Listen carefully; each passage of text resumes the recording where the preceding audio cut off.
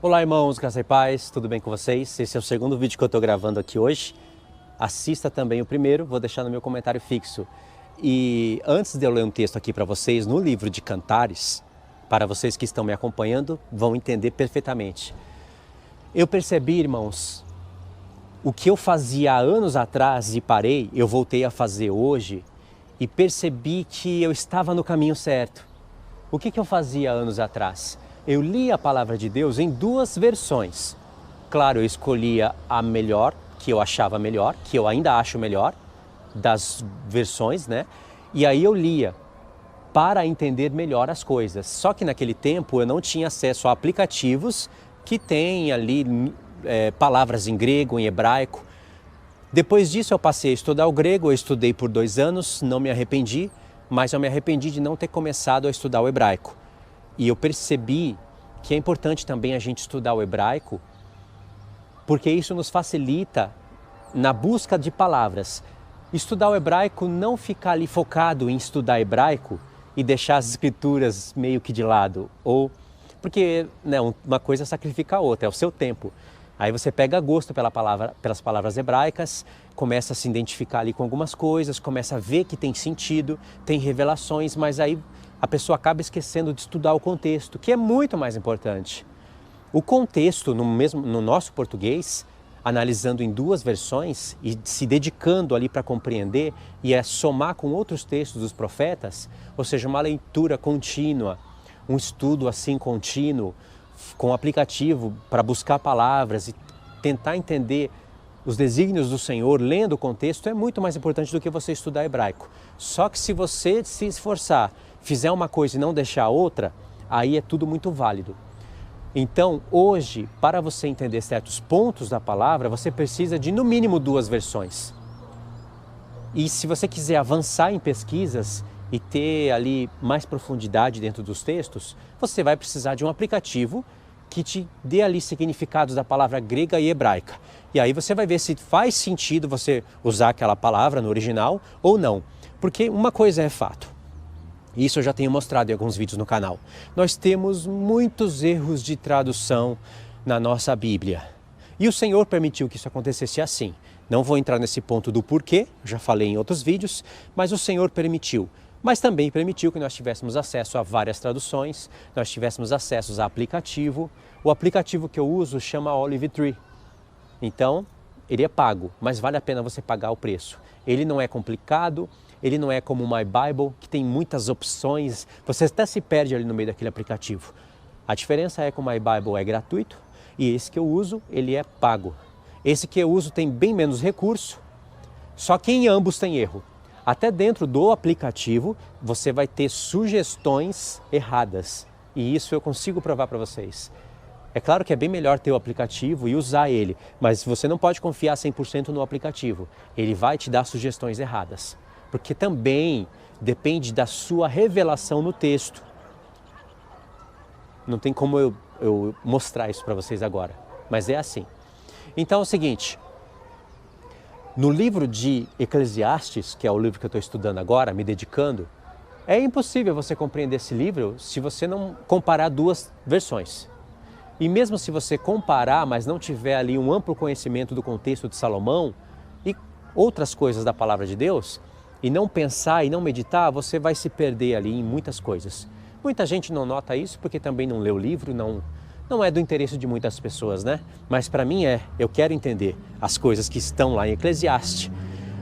E em Eclesiastes, em Cantares, seja qual for o livro, você precisa de comparar essas 2 versões. Talvez não precisa ficar... Para você pegar o erro, você vai ter que ler uma versão e não ficar lendo muitos capítulos, e logo ler outra, ou seja, a sua leitura vai dobrar o tempo. Geralmente você vai querer ver ali algumas coisas, quando um texto te chamar a atenção, aí você vai querer ver isso em outra tradução, porque isso vai te formar uma mensagem e você quer ver se aquele texto está correto, né?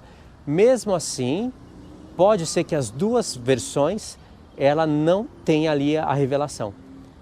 Pode ser que as 2 versões, ela te dá um entendimento mais exato do que o texto está querendo dizer, mas ainda o erro está nas 2, está oculto. Você precisa da palavra no grego. E aí, irmãos, depende muito da dedicação da pessoa, do propósito, né? Há propósito para tudo isso. E Eclesiastes e Cantares é assim que tem que ser. Precisa de fazer esse esforço. E aí, olha, vou mostrar um exemplo aqui para vocês, bem rápido. O texto que eu quero mostrar aqui para vocês, ele está em Cantares capítulo 7, no verso 9. Só que eu preciso ler o contexto só para não ficar muito cru a ideia. E aí vocês vão perceber que essa tradução diz assim, uma outra tradução, ela está mais correta, está mais com a palavra hebraica, com o sentido original, só que ainda você precisa do aplicativo, um aplicativo como esse, por exemplo, para você entender perfeitamente o que o texto está querendo dizer. Mas aí, a tradução nesse ponto aqui já vai te ajudar bastante.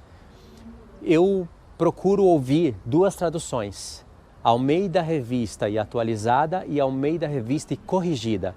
Eu não escuto a NVI, ela está cheia de erros. Eu não escuto qualquer outra, principalmente linguagem de hoje. Para mim isso não vale quase que nada. Vale alguma coisa, porque é a palavra de Deus, está sendo falada.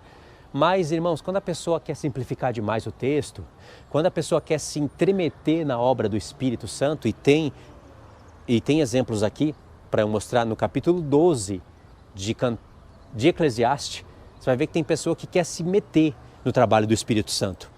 Acha que o Espírito Santo fez uma coisa muito difícil e que você é burro e você precisa do auxílio da pessoa te acrescentar palavras na Bíblia. Não se espante, está cheio disso na nossa palavra. Mas vamos lá, por exemplo, Cantares 7. Ó. O esposo está falando aqui, que formosos são os teus passos dados de sandálias, ó filha do príncipe. Os meneios dos teus quadris são como colares trabalhados por mãos de artista. Tudo isso daqui tem significado prático. São palavras que nós temos que buscar e entender qual é o sentido, o que Cristo está falando para a sua igreja. E tem como descobrir tudo isso. Verso 2. O teu umbigo é taça redonda e que não falta bebida. O teu ventre é um monte de trigo, cercada de lírios. Os teus dois seios como duas crias gêmeas de uma gazela. Tudo isso daqui nós podemos explicar. O teu pescoço como torre de marfim, os teus olhos são como as piscinas de Esbom, junto à porta de Bet-Rabim. O teu nariz como a torre do Líbano, que olha para Damasco. Tem coisas aqui que eu ainda não sei, mas eu sei que se eu for buscar, eu entendo o que Salomão estava querendo dizer para a Sulamita, e aí entendendo o que Salomão estava querendo dizer para a Sulamita, você entende o que Cristo está falando para nós. Verso 5. A tua cabeça é como o Monte Carmelo, a tua cabeleira como a púrpura. Um rei está preso nas tuas tranças. Quão formoso e quão aprazível és o amor em delícias. Aqui agora, nesse texto, verso 7. Não, é no verso 9, né? Esse teu porte é semelhante à palmeira, os teus seios a seus cachos. Dizia eu, subirei a palmeira, pegarei os seus ramos. Sejam os teus seios como os cachos da videira, e o aroma da tua respiração como das maçãs. Olha que interessante essas colocações. Agora, olha o verso 9. Os teus beijos são como bom vinho. E a esposa responde, vinho que se escoa suavemente para o meu amado, deslizando entre os seus lábios e dentes. Muito bonito. Só que a esposa não está dizendo isso no original. Quando você lê uma outra tradução, eu vou ver se eu tenho ela aqui, aí você vai perceber a grande diferença. Achei aqui uma outra tradução, é uma outra Bíblia. Na Bíblia Olive Tree nós não temos essa opção de alterar de uma versão para outra, infelizmente. Mas presta atenção aqui, no verso 9. O teu paladar como bom vinho para o meu amado, que se bebe suavemente e faz com que falem os lábios dos que dormem. Completamente diferente. Na outra versão diz, vinho que se escoa suavemente para os lábios do meu amado, entre os seus dentes. Muito bonito, mas não é isso no original. E aí ocultou da gente a revelação. Agora aqui diz, o teu paladar como um bom vinho para o meu amado, que se bebe suavemente e faz com que falem os lábios dos que dormem. Olha como de fato o Senhor Jesus tirou a parábola das 10 virgens daqui.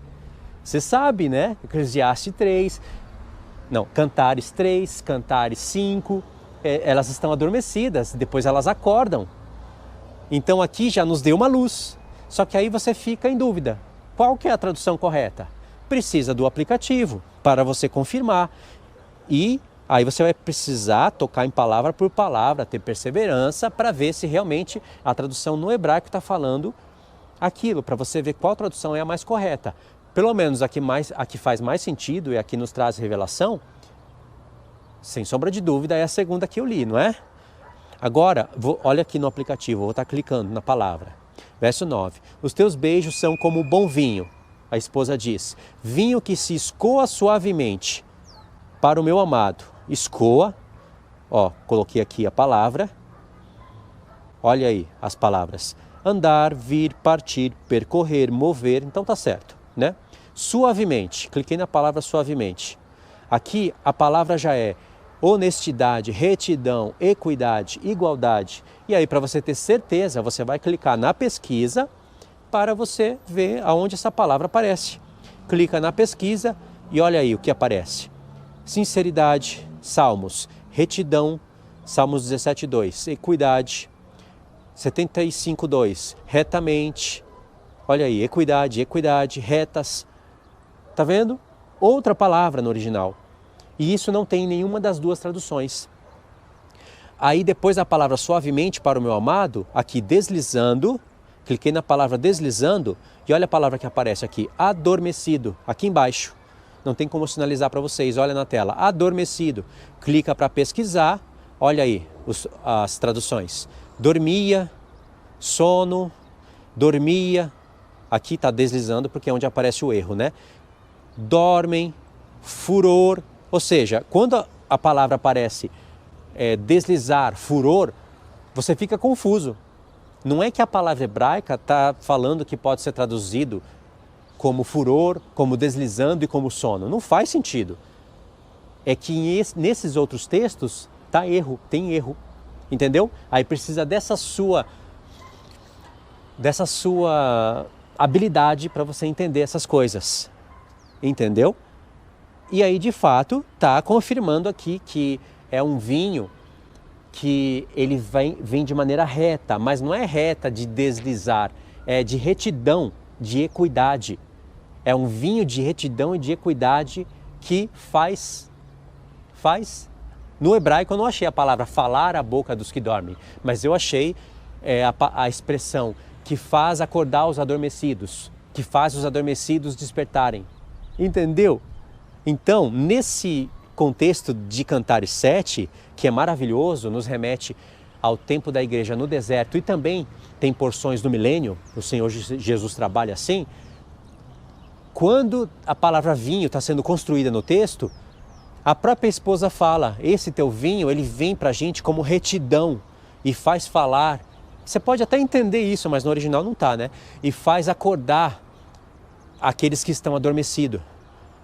Tem uma tradução que vai te induzir a você pensar que é um vinho que te dá sono para dormir. E não faz sentido isso. Então o correto é um vinho que o Senhor nos dá, que é um vinho de retidão e faz despertar aqueles que dormem. Ou seja, o vinho é uma porção do Espírito. O Espírito do Senhor está representado em vários elementos. Fogo, água, ar, mas também no vinho. Sabe aquele vinho que é derramado sobre libação, sobre o sacrifício? Vinho fala de sangue, vinho fala do Espírito. E se fala de sangue, fala do Espírito, fala da palavra. Aqui o texto está nos dizendo que o Senhor Jesus nos dá um vinho, não com o qual os homens se embriagam, mas um vinho da retidão, aonde faz os adormecidos acordarem e falar palavras de equidade. Ou seja, quando as virgens despertam do sono, elas têm palavras retas, de justiça, de retidão, para proclamar às nações. Entendeu a questão? E como que eu vou achar isso daqui? É só fuçando mesmo, senão você passa batido. Se pelo menos você ter acesso àquela outra tradução, já tem um pouco mais de luz, mas aí você não tem como provar qual que é correta. Através do aplicativo e daquela pesquisa ali onde você vai clicando nas palavras, ainda que não saiba ler o hebraico, se souber é melhor, aí você tem a certeza de que o texto está falando aquilo para você. E de fato, fica comprovado para a gente que é daí que o Senhor Jesus está tirando a parábola das 10 virgens. Lindo, não é? Eu acho isso daqui espetacular. E tem muitos exemplos semelhantes a esse dentro desse mesmo livro. Eu falei aqui um, mas tem vários outros. No capítulo 8 tem outro exemplo. Agora não lembro aqui os exemplos que eu separei. Mas assim, foi meditando e fuçando. Traz acréscimo para a nossa vida. Ou seja, tem uma tradução para nos provar que isso é verdade e tem o hebraico para provar qual tradução que é a correta. Porque você não pode simplesmente escolher a tradução que mais te agrada. Não pode fazer isso. Às vezes a tradução que você escolhe, porque aquilo mais te agrada, às vezes aquilo pode estar errado. Você pode ser induzido ao erro dessa maneira. Não é só ter duas traduções. Para você bater o martelo, você precisa desse aplicativo aqui ou de qualquer outro semelhante. Tá bom? Então é isso. Vou parar por aqui hoje, tá? Fiquem na paz então. Deus abençoe. Não esqueça, no meu comentário fixo, lê lá os acréscimos, os links que eu deixo para vocês, tá? Fiquem na paz.